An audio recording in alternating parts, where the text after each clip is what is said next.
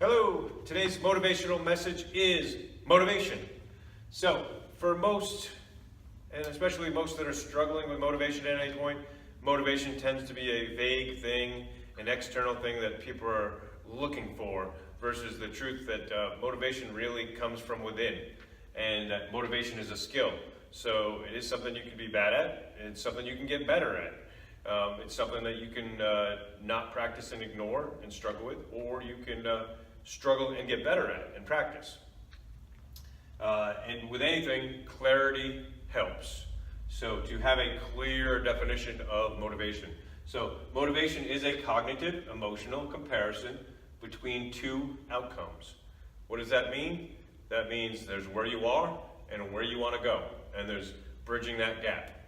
And a lot of times that is the difference between looking at it short-term emotional, long-term logical, and you can definitely and want to apply good emotion to long-term logical to make that stick.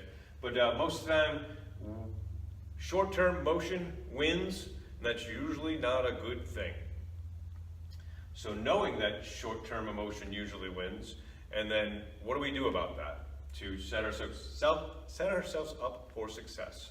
So the true one percenters in the world, in a good way, the good one percenters, the best of the best at anything, are very aware that their willpower is limited. They're very aware that they are emotional creatures and that they are irrational creatures.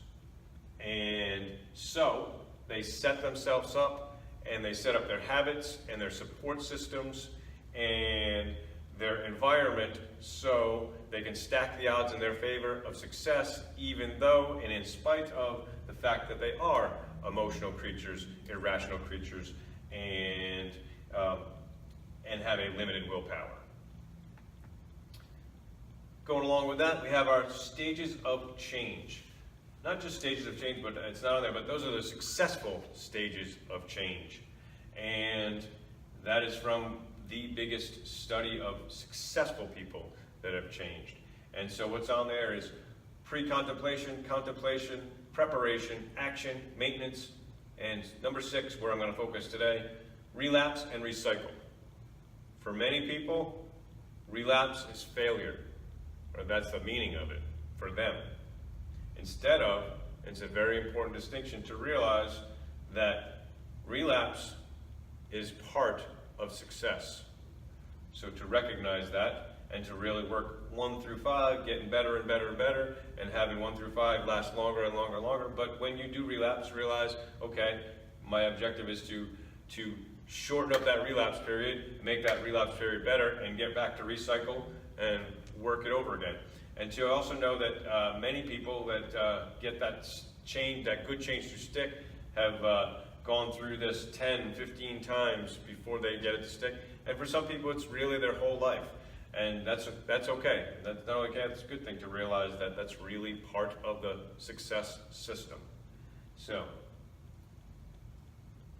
get plenty of inspiration from things around you, but then really motivate yourself, inspire yourself, set up your habits, set up your environment, set up your support system so that you can be successful despite of the fact that you are an emotional creature with limited willpower and an irrational creature. Thanks for listening.